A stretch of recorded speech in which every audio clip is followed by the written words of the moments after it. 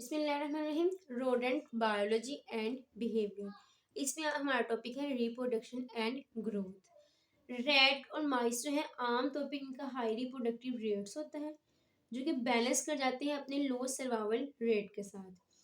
Most species की बात करें तो उनमें रिप्रोडक्टिव रेट जो है वो लो होता है कुछ मंथ्स, फ्यू मंथ्स क्या होता है, रिप्रोडक्टिव रेट क्या होता है, कम होता है, जबकि फ्यू मंथ्स जो है वो हाई रिप्रोडक्टिव रेट के साथ ये सरवाइव करती हैं। अब जो सीजनल वेरिएशन है और इन रिप्रोडक्शन की जो बुनियादी अंडरस्टैंडिंग है रोडेंट्स की, वो बहुत ही ज़्यादा ज़रूरी है। वो इसलिए ज़रूरी है ताकि जो है वो प्लानिंग कंट्रोल प्रोसीजर के जरिए जो है ना इनकी डैमेज को रोका जा सके। अगर फीमेल रिप्रोडक्टिव की बात कर दी जाए, किसकी, फीमेल रिप्रोडक्टिव सिस्टम की बात की जाए तो आमतौर पर वो कंसिस्ट करता है वजाइना, यूट्रस, ओवरीज और मेमरी ग्लैंड्स के ऊपर। फीमेल रिप्रोडक्टिव सिस्टम ये किस पे कंसिस्ट करता है? It consist of vagina, uterus, ovaries और इसके साथ साथ मेमरी ग्लैंड्स के ऊपर, मेमरी ग्लैंड्स पर ये कंसिस्ट करता है। अगर हम लोग एक्सटर्नली बात करें ना तो यंग फीमेल जो है वो बिल्कुल मिलती जुलती होती है यंग मेल के साथ, ठीक है। और फीमेल के पास एक स्ट्रक्चर होता है जिसको हम लोग क्लाइटोरिस का नाम देते हैं, वो होमोलोगस होता है मेल पिनस के साथ, ठीक है। और इस तरह से वेजिनल जो ओपनिंग होती है ना वो सेक्सुअली इमैच्योर फीमेल के अंदर क्लोज्ड होती है, यानी कि इम्परफोरेट होती है। क्लियर है? एक्सटर्नली बात कर रहे हैं हम लोग, एक्सटर्नली यंग फीमेल रिजेंबल कर रहा होता है, रिजेंबल कर रहा होता है यंग मेल के साथ। ये बात की हमने एक्सटर्नली। क्लियर है? यंग फीमेल क्या कर रहा होता है, रिजेंबल कर रहा होता है, बिल्कुल मिलता जुलता होता है यंग मेल के साथ, ठीक है। और फीमेल के पास क्या होता है, बेसिकली फीमेल के पास एक स्ट्रक्चर मौजूद होता है जिसका एक्सटर्नली स्ट्रक्चर होता है। फीमेल के पास एक स्ट्रक्चर है जिसका नाम है क्लाइटोरस। क्या स्ट्रक्चर का नाम है? क्लाइटोरस स्ट्रक्चर है। ये बिल्कुल होमोलोगस होता है मेल पिनस के साथ। फीमेल के अंदर क्या होता है, एक क्लाइटोरिस स्ट्रक्चर है जो कि बिल्कुल होमोलोगस होता है मेल पिनस के साथ। और ये जो वेजिनल ओपनिंग होती है फीमेल की, अगर वेजिनल ओपनिंग की बात की जाए, ओपनिंग, तो ये सेक्सुअल इमैच्योर, इसमें सेक्सुअल इमैच्योर फीमेल्स के अंदर क्लोज्ड होती है। क्या होती है? क्लोज्ड होती है, यानी कि इम्परफोरेट होती है। क्लियर है? वजिनल ओपनिंग सेक्सुअल इमैच्योर फीमेल के अंदर क्या होती है, क्लोज्ड होती है। दूसरे लफ्जों में इम्परफोरेट होती है और इसको आसानी से देखा भी नहीं जा सकता। अगर यंग एनिमल्स की सेक्स की बात की जाए तो उसको हम लोग डिटर्मिनेट करते हैं by noting the balance between the penis या क्लाइटोरस और एनस, यानी कि एनस और पिनस के दरमियान डिस्टेंस से हम लोग जो है वो इस बात की निशानदेही करते हैं कि यंग एनिमल्स का सेक्स कौन सा है। अगर तो डिस्टेंस शॉर्ट है फीमेल्स के केस में, किसके केस में, फीमेल के केस में, फीमेल की बात करें फीमेल में, तो अगर तो डिस्टेंस क्या है, शॉर्ट है, डिस्टेंस शॉर्ट,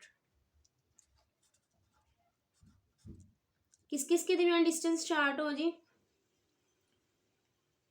पिनस और एनस के दरमियान, यानी कि दूसरे लफ्जों में क्लाइटोरस और एनस के दरमियान। तो हम लोग ये अंदाजा लगा सकते हैं कि सेक्स फीमेल है, ठीक है। डिस्टेंस शॉर्ट हो बिटवीन क्लाइटोरस और एनस। देन सेक्स कौन सा होगा, फीमेल होगा। क्लियर है। लेकिन अगर हम लोग बात करें मेल के केस में, देन ये डिस्टेंस क्या होगा, वो लॉन्ग होगा। In the case of male sex determination, male sex के केस में क्या होगा, distance will be long between pins and anus. Distance क्या होगा, वो लार्जर होगा, वो लॉन्गर होगा। यहाँ तक कि जो यंग मेल होता है ना, उसमें जो इंटरनल शाफ्ट होती है ना पिनस की, वो इवर्टेड होती है। उसको स्लाइटली जो है ना प्रेशर के जरिए जो है वो क्या होती है, इवर्टेड होती है। अब सेक्सुअल मेच्योरिटी से पहले फीमेल रोडेंट्स के अंदर वजीना क्या हो जाती है, ओपन हो जाती है। हमने ये कहा था कि इमेच्योर फीमेल के अंदर की क्लोज होती है, जबकि मेच्योर की बात करें तो उसमें क्या हो जाती है, पिरफोरेट वजाइना मौजूद होती है। Before the age of sexual maturity in female rodents the vagina becomes open, perforate हो जाती है। ज्यादातर जो फीमेल रोडेंट्स होती है ना, वो सेक्सुअल मेच्योरिटी को अटेन करती हैं 5 to 9 वीक्स ऑफ एज। ठीक है। किस केस की हम लोग बात कर रहे हैं, most female rodents attain sexual maturity, female करती हैं सेक्सुअली मेच्योर होती हैं किस ड्यूरेशन में, 5 to 9 वीक्स ऑफ एज में। 5 to 9 weeks of age, age के 5 से 9 हफ्तों के दरमियान क्या हो जाती हैं, ये सेक्सुअली मैच्योर हो जाती हैं फीमेल। ठीक है। अब कॉपुलेशन और फर्टिलाइजेशन जब हो जाती है, after copulation, after copulation, copulation और फर्टिलाइजेशन के बाद, फर्टिलाइजेशन के बाद small embryo, small embryo implants itself in the wall of uterus, uterus की वॉल में जो है ना, वो खुद भी खुद क्या हो जाता है, इम्प्लांट्स हो जाता है। स्मॉल एम्ब्रियो इम्प्लांट्स, इम्प्लांट्स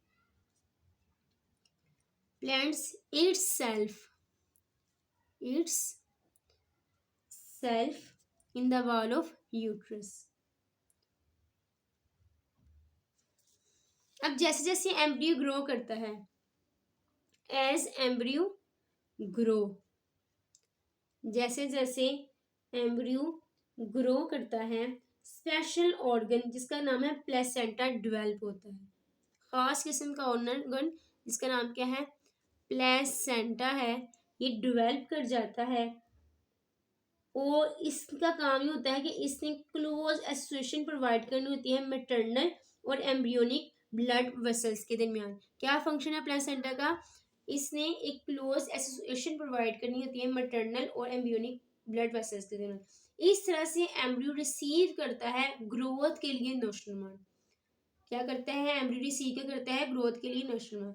अब जब बर्थ के वक्त placenta shed away from the uterus, placenta जो है यूट्रस से शेड अवे हो जाता है और एक्सपेल्ड कर जाता है। क्लियर है।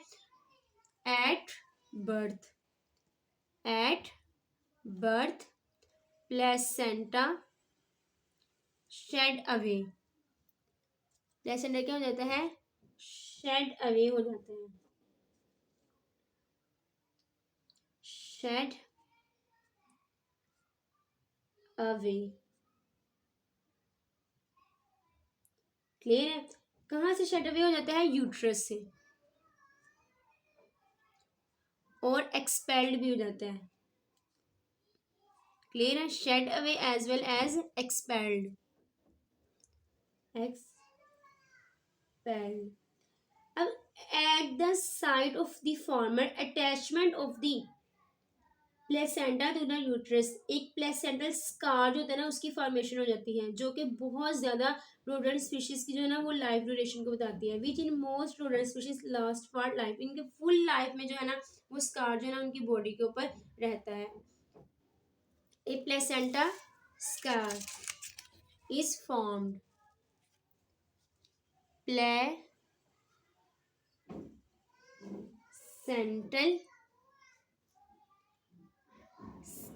का इनके एक निशान जो है उसकी फॉर्मेशन हो जाती है फॉर्म्ड। क्लियर है। Which in most rodent species, जिस कारण है which in most rodent species last for life, जब तक वो जिंदा रहते हैं वो निशान क्या है वो रहता है।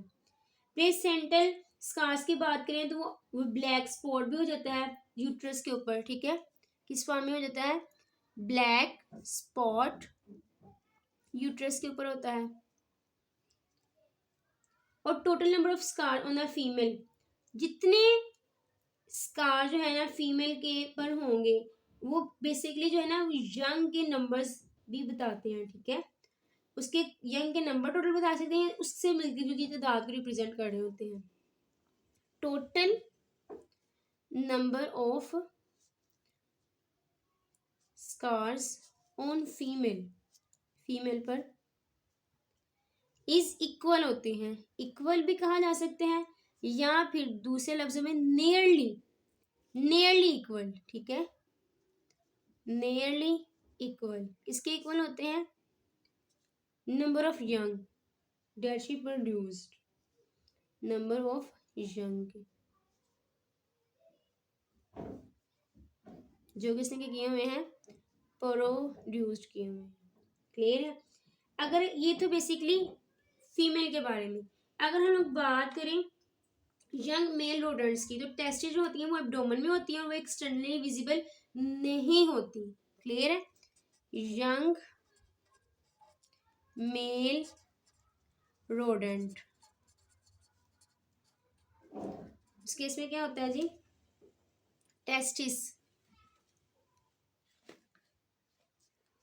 टेस्टिस क्या होती हैं? वो एब्डोमेन में होती हैं। एब्डोमेन, नॉट एक्सटर्नली विजिबल, बाहर की तरफ नजर नहीं आती, विजिबल। लेकिन सेक्सुअल मैच्योरिटी से पहले, बिफोर सेक्सुअल मैच्योरिटी,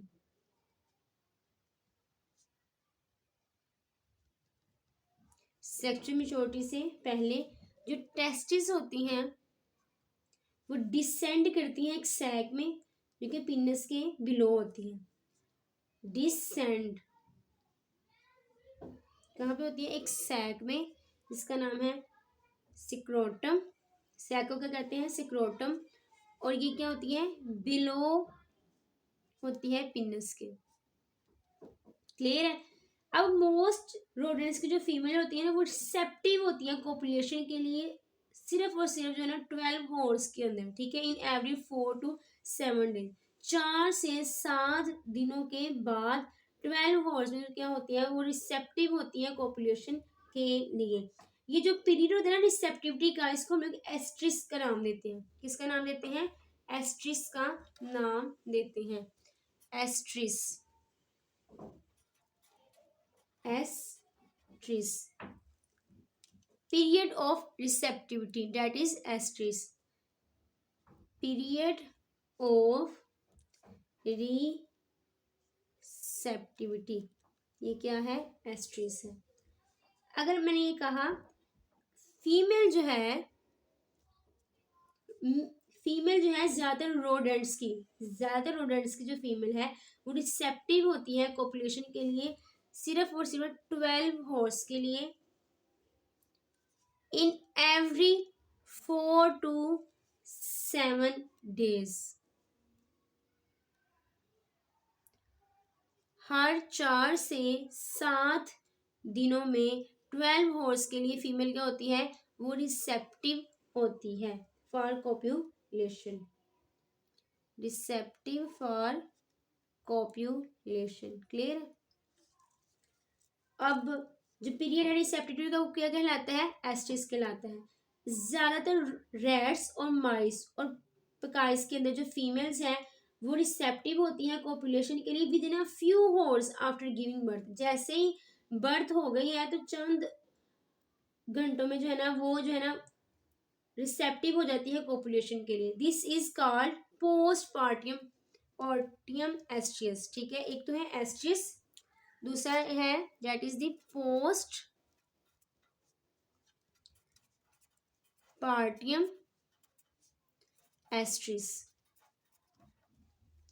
अब ये किस केस में है जी, ये मोस्ट रैट्स, माइस और पिकाइस के अंदर, मोस्ट रैट, माइस एज वेल एज पिकास के अंदर, ठीक है। क्लियर है। इसमें क्या है जी, जैसे ही क्या हुई है, बर्थ हुई है, आफ्टर गिविंग बर्थ, फीमेल जो है रिसेप्टिव हो गई है कॉपुलेशन के लिए, रिसेप्टिव हो गई है कॉपुलेशन के लिए within a few hours, within few hours after giving birth, after giving birth, this is called postpartum oestrus, ठीक है। अगर हम लोग आमतौर पर बात करें ना रैट की, रेटस नॉर्विगस की, ठीक है, तो उसमें जो गेस्टेशन पीरियड है या फिर time from fertilization to birth of young है वो 23 डेज होता है। किसी का एग्जाम्पल लें, रेटस नॉर्विगस की, नॉर्विगस की, तो उसमें जो गेस्टेशन पीरियड है वो कितना होता है, 23 डेज होता है। जबकि अगर हम लोग माइस की बात करें,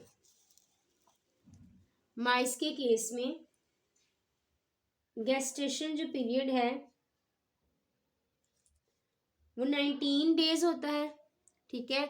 जबकि विकास के अंदर गेस्टेशन पीरियड होता है 30 डेज। क्लियर है। तो डिफरेंट जो है वो हर स्पीशीज का गेस्टेशन पीरियड है, ठीक है, और लिटर साइज भी सबका डिफरेंट है। अब जो है मैं मजीद एक ग्रोथ और डेवलपमेंट के हवाले से एक एग्जांपल ले लेते हैं, जिससे जो है वो और जो है वो अंडरस्टैंडिंग जो है वो ज़्यादा हो जाएगी। अब जो ग्रोथ और डेवलपमेंट है ना रैटस की, वो एक ज़बरदस्त किस्म की एग्जांपल प्रोवाइड करती है कि किस तरह से रैपिड डेवलपमेंट होती है एक स्मॉल मैमल की। क्लियर है। स्मॉल मैमल की किस तरह से है वो ग्रोथ होती है। रैटस